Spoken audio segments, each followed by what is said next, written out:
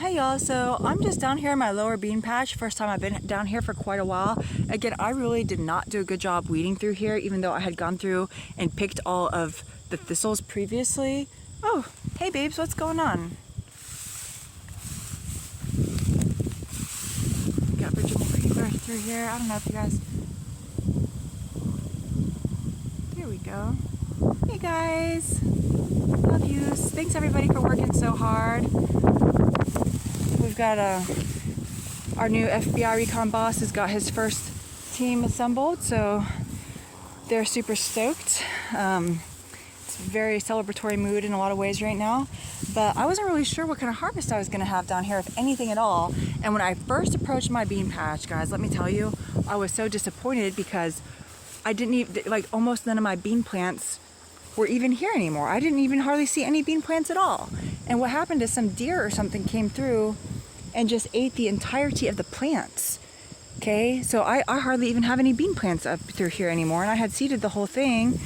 And then I went through some areas, some of them maybe just were too weeded in, but in through here, the ones that I did, the few plants that I did see, all of the pods have been eaten off entirely. So by the time I got a little bit further back, like in there, I don't think, it looks like all the pods are, like you can see some of these at one point,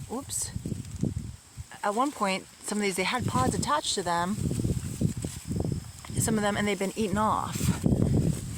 So I did get in back through here, and I do actually have some harvest that I'm going to be able to pull out through here, because like look at this. So some of these, I mean this one, look, this only have 2 little pods. Because what happens is the critters, the rodents, wait until these fill out and then they chew the whole thing off and carry it away. Or just eat it right there. But I do have some harvest in here. So I'm pretty excited. What I can do with this stuff, all these, because this is like, filled with just these wild amaranth seeds. I've got these lamb quarter things that are just filled with seeds. So I might be able to whack some of this down for fodder for my animals. I was really stoked. I got a lot of free wheat screenings and oat screenings from one of the granaries. So that one, it's not very filled out, but I mean, let's see. This doesn't have very many pods. They didn't fill out well, I think because I didn't weed, but there's a little bit of harvest in through here. So if I wait until these dry on the plant, then they're definitely all just going to be gone. So it's like the critters seem to generally prefer a certain stage of the pod, and then they just like nab the whole thing. Or sometimes they'll just chew it open on the plant. We'll see, so this one I got some more thistles that came in over here, but so again, I had planted all the way back through there, and I've got just massive ton of amaranth in through here. But some of these, I mean, look, I'm only gonna get like 1 bean, 2 beans out of this one. Okay, so it's not going to be nearly as good of a harvest as it could have been. I mean, I've got the realities of my other work that I've got to balance, and unfortunately, this is just one of the things that suffered was this back bean patch. So I don't know. I need to go ahead and run out. I had to use the wood that I had bought for expanding the coop in the garage. I had to use it for supports for my overlay for my tunnel dugout over there. Let's just call it my root cellar, my quote-unquote root cellar, even though that's not really what it is.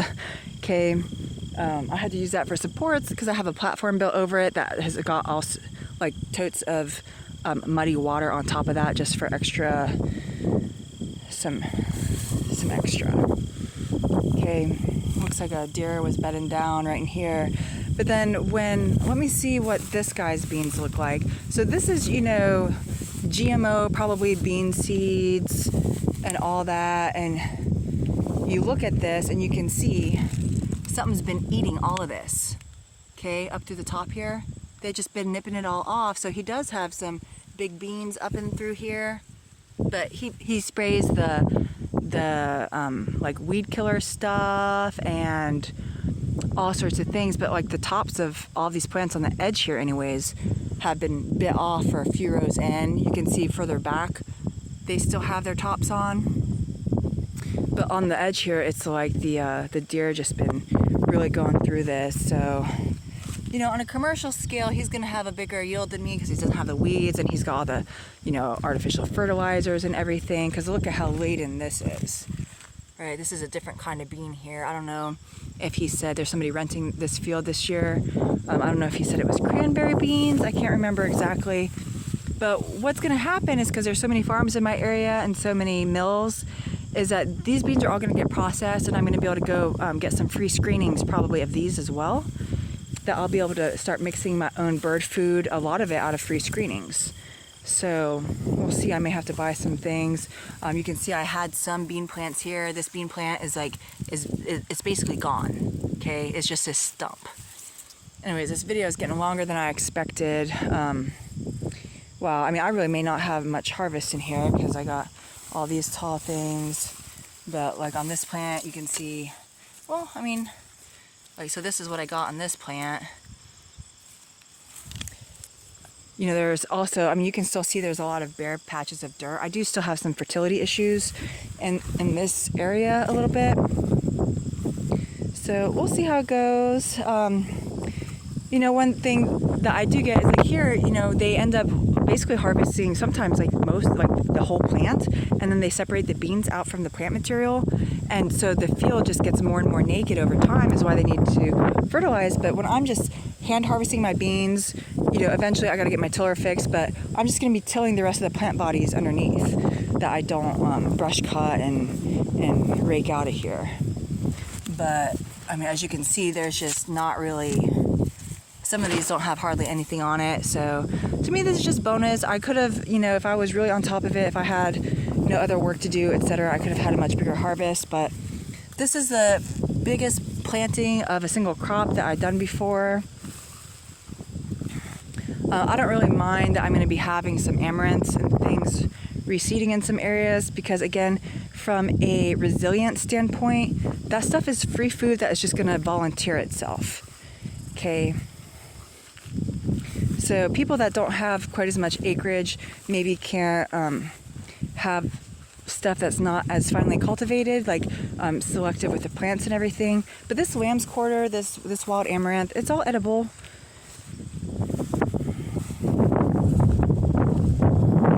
Oop. So here's some dense area, and maybe this is too dense. No, I mean, even here it looks like there were maybe a few pods on this, and they all been chewed off. So I got this is another rodent kingdom. Basically, my old straw bales up there, my wood piles like this, my brush piles, there's little rodent kingdoms living inside of them. Okay, and they're the ones that have been coming out and stealing my beans. Okay, so there's not going to be a whole lot down here. I know this video is going to take forever and ever and ever to upload on my connection. But, I mean, I don't know, it's going to be super marginal on a, like, square footage basis, but at least I'll get a little bit of extra. This is how my grapevine is doing right now that I put in, that I'm hoping to be able to do some cuttings of in the spring. So that makes me really happy. I had thought about putting in a Granny Smith apple tree this year, but I decided I'm probably not going to do it because I already have multiple apple trees on my property, and I got to start diversifying. I have not ordered my walnut trees yet. I'm not even convinced that I'm going to get around to that this year, because financially I just have to pick and choose my battles. But yeah, I don't know, maybe I'll brush cut that back hill, maybe not. I didn't do my garlic this year. It's really unfortunate. I can't necessarily really do e-com with my garlic anyways, but at least I'll have some small bulbs in the ground if I ever need them from like a medicinal perspective that I'll be able to dig up.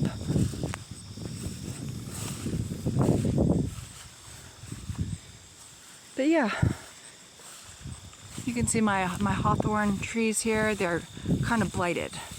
Okay, so it's lost all of its leaves here.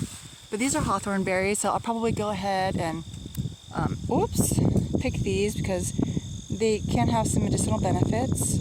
I can make a I can just soak these in some vodka or something, or crush them into powder. But I do need to go ahead. I did harvest quite a lot of crab apples already, and I just have those stored in a salt brine, which is what I'm going to end up doing with some of my apples here. Is they're actually just going to get stored in a salt brine in the basement.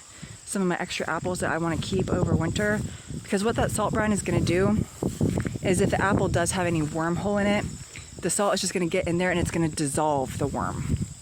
Okay, and it's also going to help preserve the apple.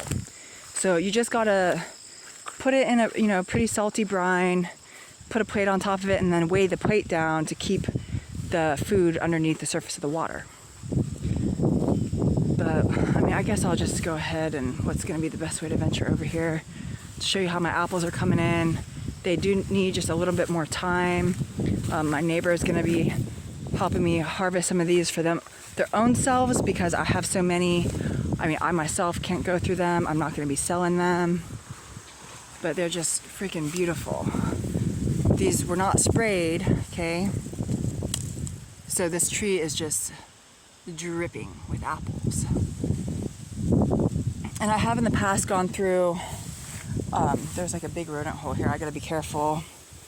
In the past, I have gone through and like this canopy I've taken out in 1 year. You can only take out like up to a third of the canopy in 1 year.